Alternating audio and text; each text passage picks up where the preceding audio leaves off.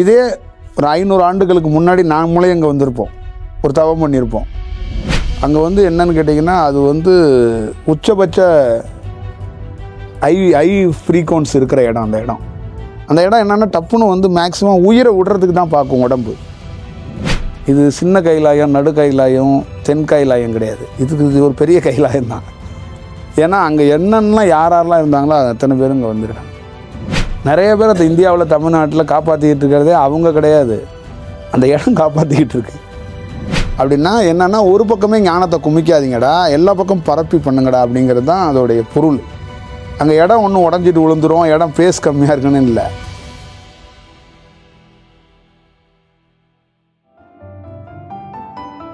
இந்த தியானத்தை பற்றி முழுமையாக ஒவ்வொரு வடிவத்துக்குள்ளேயும் நம்ம சொல்லியிருக்கிறோம்.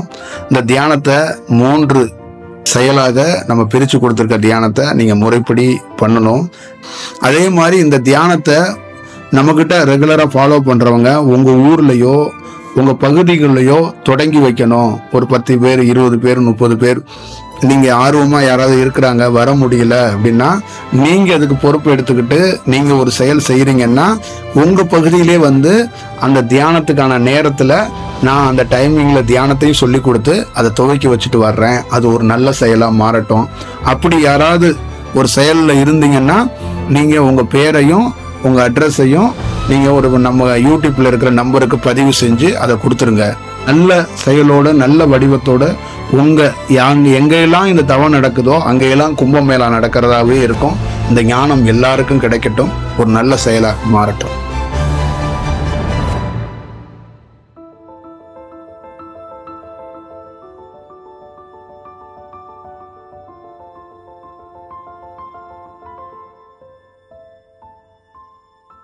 எல்லாருக்கும் வணக்கம்.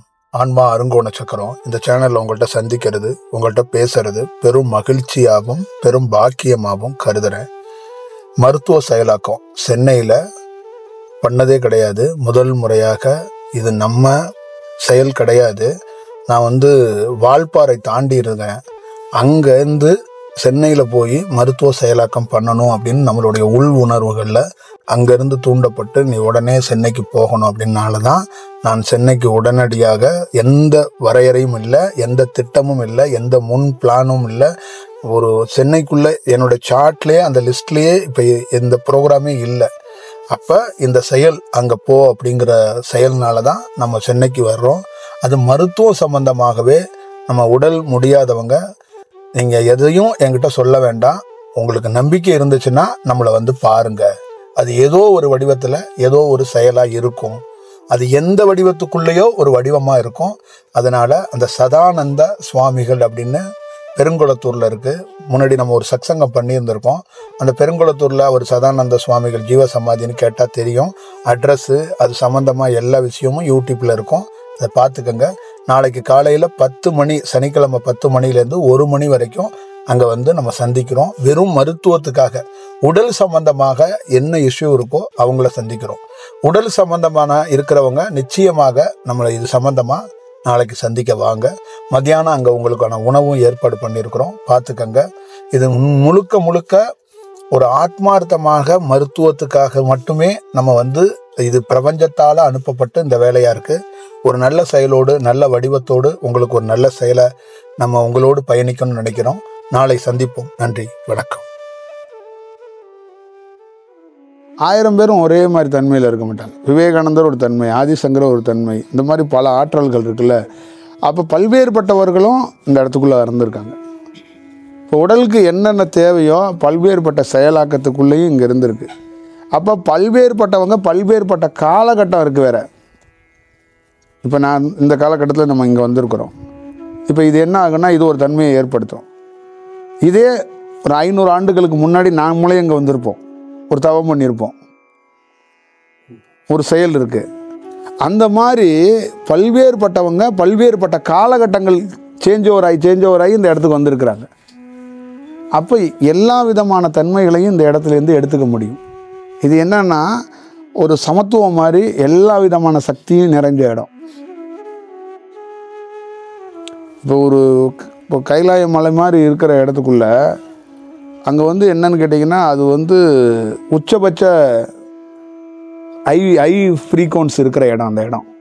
அந்த இடம் என்னென்னா டப்புன்னு வந்து மேக்ஸிமம் உயிரை விடுறதுக்கு தான் பார்க்கும் உடம்பு. ஏன் அப்படின்னு கேட்டிங்கன்னா அது போய் இன்னொரு உயிரோட அட்டாச் ஆகிறதுக்கு அது துடிக்கும். அதான் அந்த இடம் சோல்லேருந்து வெளியே வரதுக்கு ட்ரை பண்ணும்.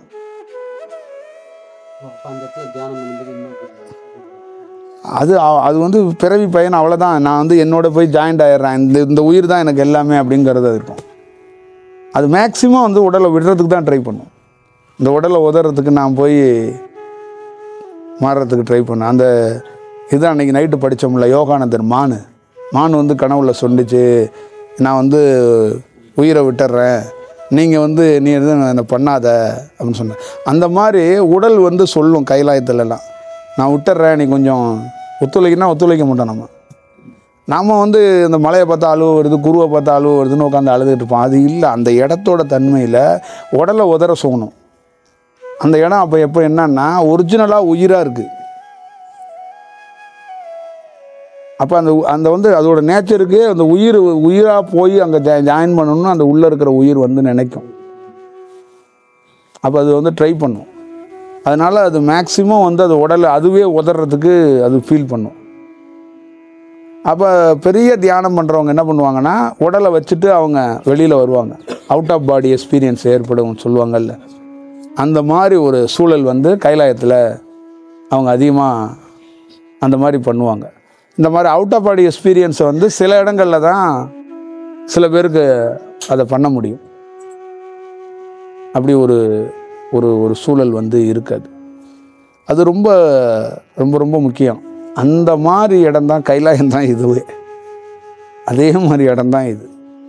ஆமாம், இது சின்ன கைலாயம், நடு கைலாயம், தென் கைலாயம் கிடையாது. இது ஒரு பெரிய கைலாயம் தான்.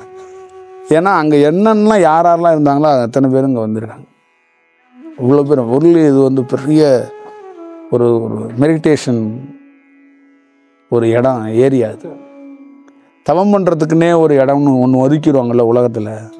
அந்த மாதிரி எப்படி அந்த அந்த பிரமிடுக்கு எகிப்தில் ஒன்று இருக்குல்ல, அந்த மாதிரி இது நேரடி பிரபஞ்சத்தோட கனெக்ஷன் உள்ள இடம் அது.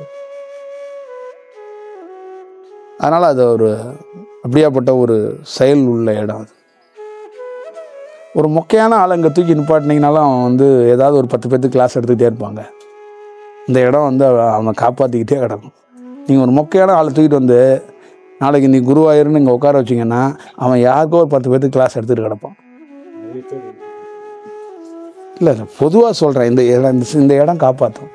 நிறைய பேர் அந்த இந்தியாவில் தமிழ்நாட்டில் காப்பாற்றிக்கிட்டு இருக்கிறதே அவங்க கிடையாது, அந்த இடம் காப்பாற்றிக்கிட்டு இருக்கு.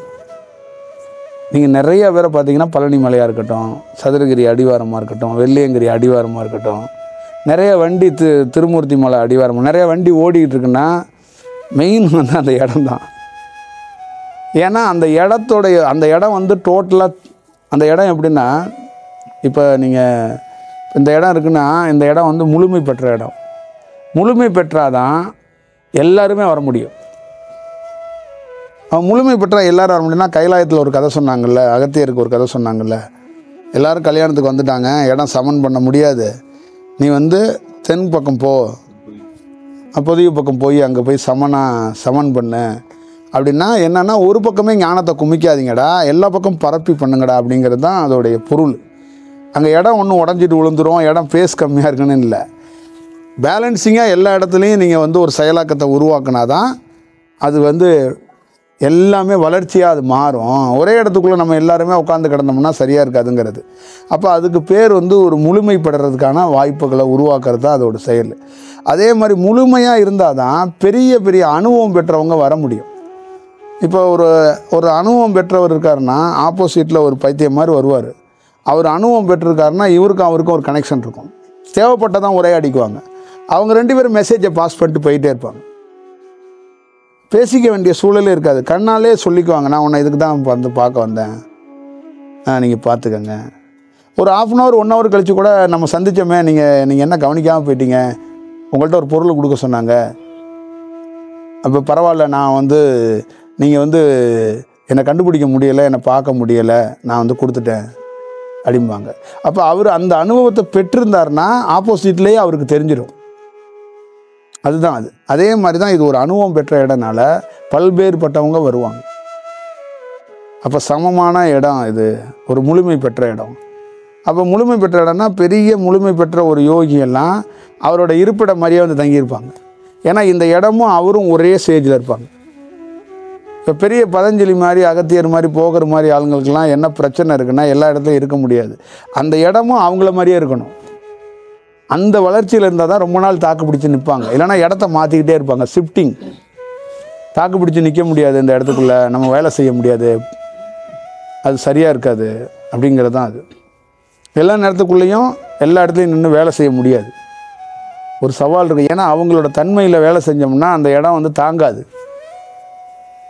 அப்போ அவங்க என்ன தேர்ந்தெடுக்கிற இடமா எங்கே வச்சுருப்பாங்கன்னா அவங்கள மாதிரியே வளர்ச்சி அடைஞ்சிருக்க இடமா இருப்பாங்க. அப்போ அந்த இடம் என்னோடய இடப்பா, அது என் இடுப்பிடப்பா, என் வீடு பாம்பாங்க. இப்போ இமாச்சலை தேர்ந்தெடுத்துருக்கிறதுக்கு நிறைய காரணமாக அப்படி தான்.